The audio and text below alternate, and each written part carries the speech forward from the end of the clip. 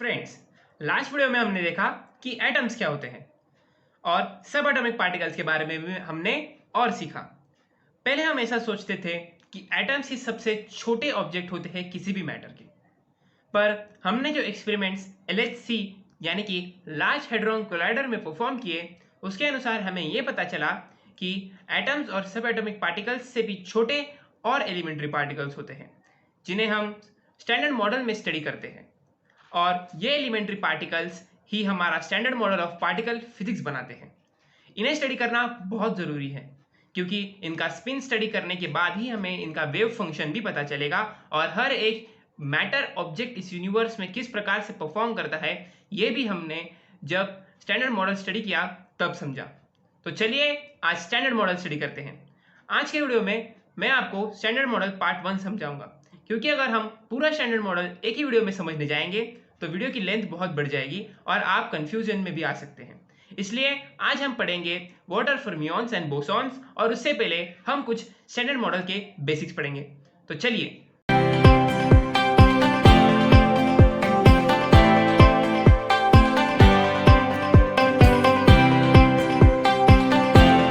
Hey guys, welcome to Bright Brains. तो आज हम पढ़ेंगे स्टैंडर्ड मॉडल के बारे में। स्टैंडर्ड मॉडल दो मेन ग्रुप्स में डिवाइड किया गया है, जिसमें से एक ग्रुप है फर्मियंस और दूसरा है बोसॉन्स। फर्मियंस यानी कि वो ऑब्जेक्ट्स जो मैटर को कंसिस्ट करते हैं, वो पार्टिकल्स जो मैटर को कंसिस्ट करते हैं। इनके 3 जनरेशंस ऑफ मैटर होते हैं जो हम आगे पढ़ेंगे। और बोसॉन्स, जिन्हें हम फोर्स कैरियर के नाम से भी जानते हैं, ये दो पार्टिकल इंटरैक्शंस को कंट्रोल करते हैं और इसलिए ये फोर्स कैरियर के नाम से भी जाने जाते हैं। फर्मियंस के अंदर क्वार्ट्ज और लेप्टॉन्स होते हैं और बोसॉन्स के अंदर ग्लूऑन्स और हिग्स बोसॉन, एक बहुत जिसे हम गॉड पार्टिकल के नाम से भी जानते हैं। तो इन दोनों में जो बहुत बड़ा डिफरेंस होता है वो स्पिन का होता है। स्पिन एक बहुत ही इंपॉर्टेंट रोल प्ले करता है क्वांटम मैकेनिक्स में, क्योंकि according to the quantum mechanics, जैसे कि हमें पता है कि एक ऑब्जेक्ट का वेव फंक्शन और पार्टिकल फंक्शन एक ही टाइम पे एग्जिस्ट करता है यूनिवर्स में, और स्पिन हमें बताता है कि एक पार्टिकल का वेव फंक्शन किस प्रकार से बिहेव करेगा यूनिवर्स में। फर्मियंस का जो स्पिन होता है वो हाफ होता है और बोसॉन्स का स्पिन फुल 1 होता है। तो चलिए हम इसे हाफ और 1 स्पिन को एक्सपेरिमेंट से समझते हैं। तो चलिए दोस्तों, अब हम सीखेंगे स्पिन के बारे में। जैसे कि आप देख सकते हैं कि मेरे पास 2 टेनिस बॉल्स हैं और इन दोनों टेनिस बॉल्स पे मैंने एक वेव फंक्शन भी निकाला है, वेव जैसा डायग्राम है, और 2 पॉइंट्स भी निकाले हैं मैंने, जिससे आपको समझेगा कि वेव का स्टार्टिंग पॉइंट कौन सा है। तो ये जो फर्स्ट टेनिस बॉल है इसे हम ए पॉइंट से मार्क करेंगे और ये एक फर्मियन है, और ये जो सेकंड टेनिस बॉल है इसे हम बोसॉन लेंगे, इसे हम बी मार्क करेंगे। ओके, तो चलिए पहले हम फर्मियन की स्पिन के बारे में समझते हैं। तो बोसॉन को नीचे रख देंगे और चलिए फिर ये फर्मियन है। ओके, जैसे कि आप देख सकते हैं कि फर्मियन का स्टार्टिंग पॉइंट जैसे कि आप सामने देख सकते हैं। ओके, तो फर्मियंस का, जैसे कि मैंने आपको पहले बताया कि फर्मियंस का स्पिन जो होता है वो हाफ होता है, और इसलिए जब मैं इसको एक बार टर्न करूंगा तो इसका स्टार्टिंग पॉइंट इसके पीछे चला जाएगा, यानी कि वेव का स्टार्टिंग पॉइंट पीछे आ जाएगा, और फिर वापस वेव का जो हम हाफ स्पिन टर्न करेंगे तो उसके बाद फिर वापस उसका हाफ जो स्टार्टिंग पॉइंट था वो आगे जाएगा।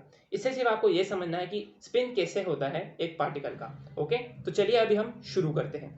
तो पहले हम हाफ टर्न करेंगे, जैसे कि फर्मियंस का हाफ स्पिन होता है। तो जैसे कि आपने देखा कि हाफ टर्न करने के बाद जो स्टार्टिंग पॉइंट था वो पीछे की तरफ चला गया है और ये हाफ स्पिन कंप्लीट हुआ एक पूरा। अगर हमें वापस स्टार्टिंग पॉइंट को आगे लाना है फर्मियन का, इसके वेव को वापस आगे लाना है, तो आपको वापस इसे हाफ टर्न करना पड़ेगा, जिससे इसका स्टार्टिंग पॉइंट वापस आगे आ जाएगा। और इससे हमें समझता है कि अगर हमें वेव फंक्शन को स्टार्टिंग पॉइंट से वापस स्टडी करना है किसी भी फर्मियन का, तो हमें उसे 2 बार स्पिन करना पड़ेगा। हाफ हाफ मेक्स 1, मतलब हमको इसे पूरा एक बार स्पिन करना पड़ेगा, जिससे कि अगर हम फर्मियंस के इंस्टेंस में देखें तो फर्मियंस का स्पिन हाफ होता है, और हाफ होगा तो हम इसे 2 बार स्पिन करके इसका स्टार्टिंग पॉइंट वापस आगे ला सकते हैं। तो चलिए अब हम बोसॉन्स के बारे में समझते हैं। तो जैसे कि आप देख सकते हैं अभी ये बोसॉन रखा है मैंने आपके सामने, तो ये बोसॉन्स का स्टार्टिंग पॉइंट है और ये वेव है। ओके, तो बोसॉन्स का, जैसे कि हमें पता है कि बोसॉन्स का स्पिन फुल 1 होता है। फुल 1 होने के कारण अगर हम इसे एक बार भी पूरा टर्न करेंगे तो बोसॉन का स्टार्टिंग पॉइंट वापस आगे आ जाएगा, जिससे हमें पता चलता है कि हमें इसे 2 बार टर्न करने की कोई ज़रूरत नहीं है। अगर आपको सिंपली समझना हो बोसॉन्स और फर्मियंस के स्पिन में, तो आप समझ सकते हैं कि जो फर्मियंस का स्पिन होता है वो हमेशा फ्रैक्शंस में होता है, जैसे कि 1/2 या 3/2 या 5/2। 1/2 इज नथिंग बट हाफ। और अगर आपको बोसॉन्स के स्पिन के बारे में समझना है तो बोसॉन का स्पिन हमेशा होल नंबर्स में होता है, जैसे कि 0, 1, 2 या 3, और it can be going on. Okay, तो चलिए आज हमने स्पिन के बारे में एक्सपेरिमेंट किया है, तो चलिए अब आगे बढ़ते हैं। तो चलिए अभी आपको स्पिन के बारे में पता है, स्पिन क्या होता है ये हमने एक फिजिकल एक्सपेरिमेंट से समझा। तो अभी हम conservation laws of particle physics की तरफ चलते हैं। बहुत सारे लॉज है, हम मेन ही पढ़ेंगे जो हमें यूजफुल है इस वीडियो के लिए। तो इसमें से एक पहला लॉ है जो है the law of conservation of spin, जिसके अंदर ऐसा स्टेट किया गया है कि अगर दो पार्टिकल्स मीट करेंगे तो उनका जो सब्सटेंस बनेगा या जो अलग पार्टिकल बनेगा उनकी मीटिंग के बाद, तो उसमें इन दोनों का जो स्पिन है वो कंजर्व होना चाहिए। तो इसे मैं आपको एक एग्जांपल से बताऊंगा, जैसे कि आप इमेज भी देख सकते हैं स्क्रीन पे। मैंने दो म्यून्स लिए हैं, जिसमें से एक पॉजिटिव म्यून है और एक उसका एंटी पार्टिकल है। ओके, पॉजिटिव नहीं कह सकते हम, जो एक पार्टिकल म्यून है और एक उसका एंटी पार्टिकल है।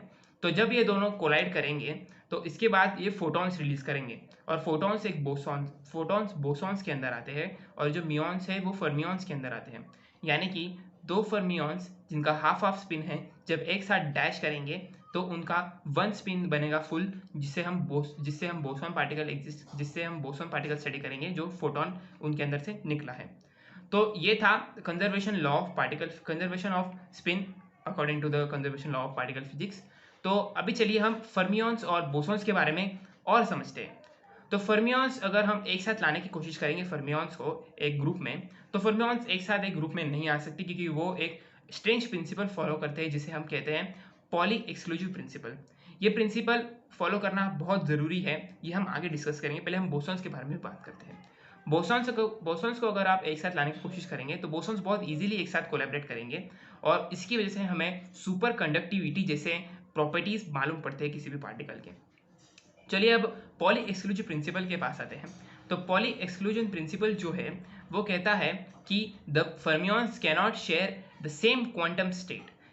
अगर ये फर्मियंस ने तोड़ दिया है इस प्रिंसिपल को, तो क्या होगा कि जो आउटर मोस्ट ऑर्बिट्स होते हैं एटम्स के, जिसमें इलेक्ट्रॉन्स होते हैं जो एक एलिमेंट्री पार्टिकल हैं, वो कोलैप्स कर जाएंगे इनर मोस्ट ऑर्बिट पे, और इसकी वजह से हम केमिकल बॉन्ड्स फॉर्म नहीं कर पाएंगे। और अगर केमिकल बॉन्ड्स फॉर्म नहीं होंगे तो केमिकल रिएक्शंस नहीं होंगे, ना केमिस्ट्री एग्जिस्ट कर पाएगी, ना बायोलॉजी, और ना खुद ह्यूमंस भी एग्जिस्ट कर पाएंगे, क्योंकि एवरी ऑब्जेक्ट जो इस यूनिवर्स में एग्जिस्ट करता है वो बॉन्ड्स करके ही एग्जिस्ट करता है। तो इसकी वजह से पॉली एक्सक्लूजन प्रिंसिपल फॉलो करना बहुत ही ज़रूरी है फर्मियंस के लिए। तो अभी हमने आज की वीडियो में डीप में समझा कि फर्मियंस और बोसॉन्स क्या होते हैं, और हमने बेसिक प्रॉपर्टीज़ भी समझी एटम्स की, नॉट एटम्स, स्टैंडर्ड मॉडल की जो बेसिक प्रॉपर्टीज़ है वो भी समझी। तो नेक्स्ट वीडियो में मैं आपको फर्मियंस के सब पार्ट समझाऊंगा जो क्वार्क्स और लेप्टॉन्स हैं। तो तब तक keep watching and keep exploring bright brains. Thank you.